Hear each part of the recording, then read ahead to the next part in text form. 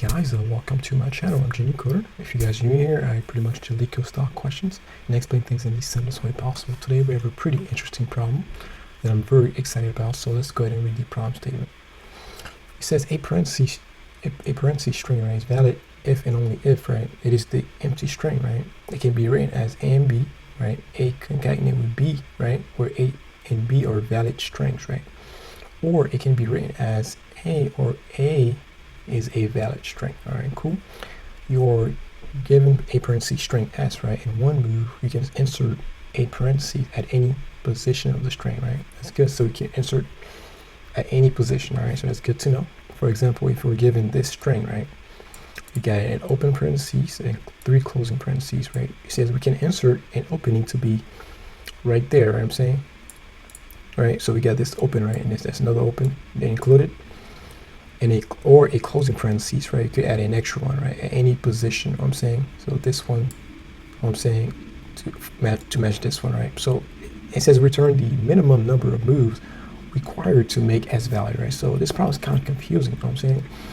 This problem statement, right? Pretty much, guys, you know, they're pretty much telling us that to what's the minimum number of parentheses that we need to add, right, to make the string valid, right?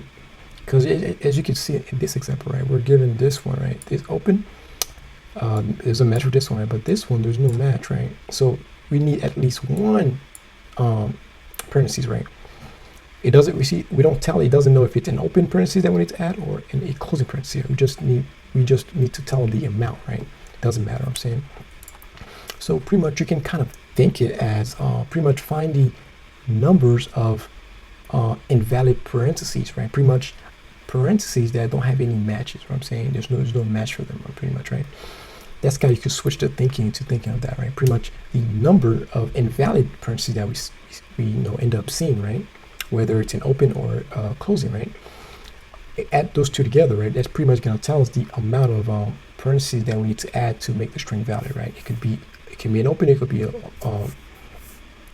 closing, right? We just need to return the amount, right? So this problem kind of, we could easily use a stack to solve this problem, guys, what I'm saying. So a stack, right, pretty much, once we've done problems using like, validate parentheses. So if you guys haven't seen that, go check that out. That's a pretty good problem. So this one's kind of similar, pretty much, guys. Once we encounter, so pretty much every time we encounter an opening parentheses, right, we add it to the stack, right, and then the stack, right, pretty much helping us and having access to the last character that we process one step prior or whatever, I'm saying.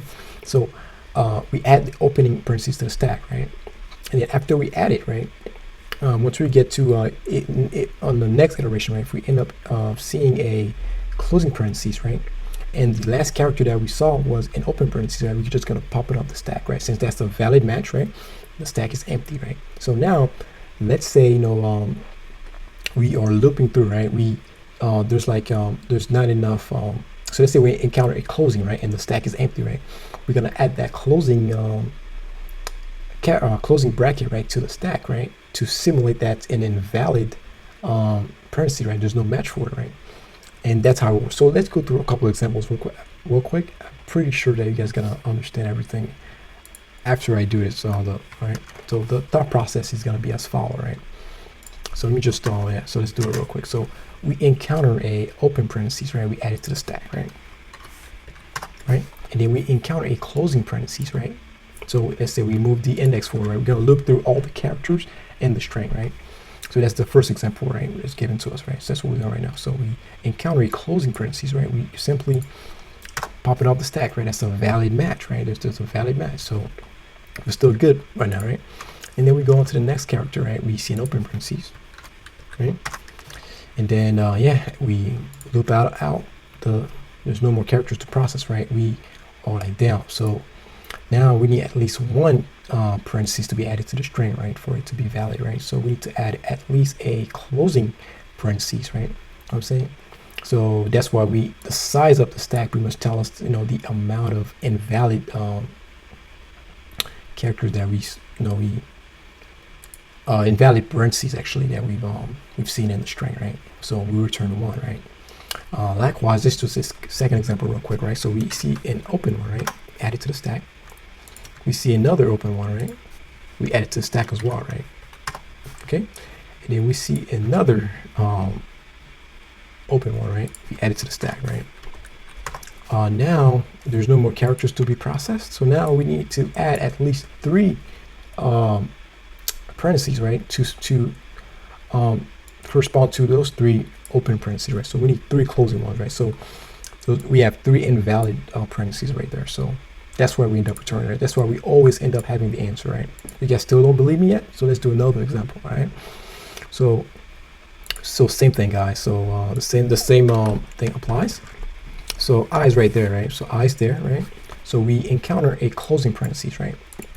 So no, all right, so we loop through, right? So this character is not open parentheses, right? It's a closing parentheses, right? So now we ask ourselves, right? Is the stack empty, right?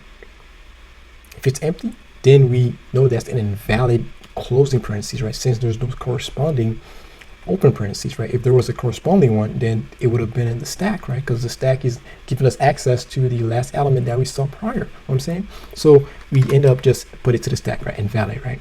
I'm saying it knows invalid. You see it's red, right? Invalid. You know I'm saying. So we go on to the next one, right?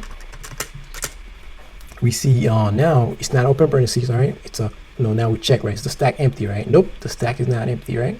Okay, cool. So now we're gonna check, right? The stack empty, and the last character that we saw, right? Is it an open parentheses, right? Nope, he's obviously not an open parentheses, right? So therefore, this is an invalid parentheses, right? Since there's no matching open parentheses for it, so we just add it to the stack, right? And then we go on to the next one, same principle. We add it to the stack as well, so there's no corresponding open parentheses, right? So we need to add at least 3 open parentheses, right? 2 for that, right? So that's the whole thing for it, guys. So hopefully you guys were able to understand the thought process. So let's go ahead and implement that real quick, all right? So we're gonna need a stack of characters, right? Because that's what we're gonna be dealing with, right? So st to select stack, right? And then stack, all right? So we're gonna be looping through all the characters in the string, guys. So I'm saying, so C, S to char, right? You know what I'm saying.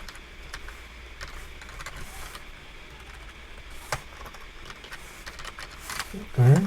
I can't spell today. Sorry about that. All right. So yeah. So we check, guys, if, right? If that character, right, is a open parentheses, right? We're simply gonna be pushing it to the stack, right? So we can use it later, you know what I'm saying? Hopefully. So and else, right? If it's not an open parentheses, right? There must be a closing parentheses, right? So if, right? So we need to do a check right there. It's very, very important, right? So we need to check first, right? The stack is not empty, right?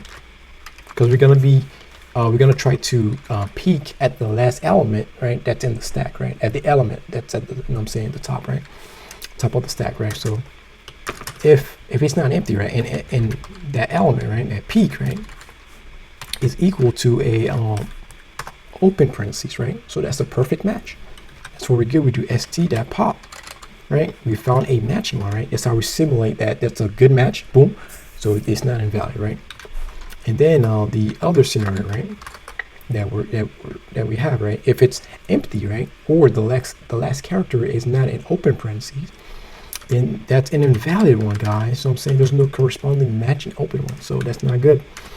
We have to add it to the stack, right? Pretty much, you know, we add all the bad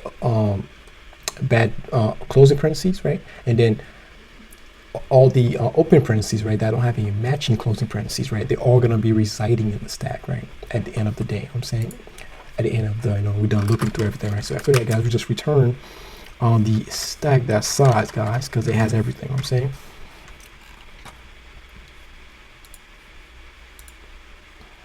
All right, so we just let's press run.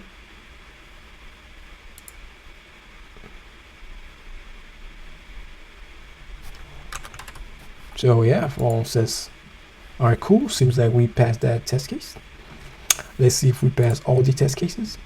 Awesome, guys. We would have passed all the test cases, guys. So yeah, there's another way to actually do this, guys. So we're gonna be talking about it right now. All right. So instead of using a stack, right, we could use another clever trick. You know what I'm saying.